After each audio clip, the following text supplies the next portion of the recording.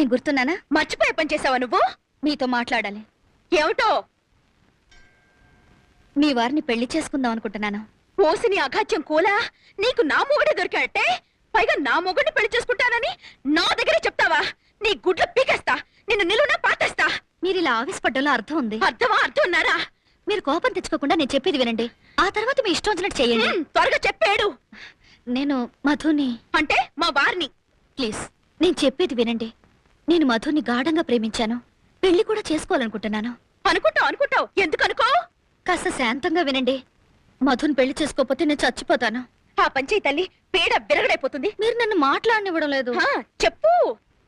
డబ్బుందన్న అహంకారంతో కాదు, మధు మీదున్న మమకారంతో చెప్తున్నాను. మధుయే కాదు, మీరు పిల్లలు కూడా సుఖంగా ఉండాలి. అందుకని మధుని పెళ్లి చేసుకోవడానికి మీరు అనుమతిస్తే మీకు ₹1,00,00,000 ఇస్తాను. ₹1,00,00,000?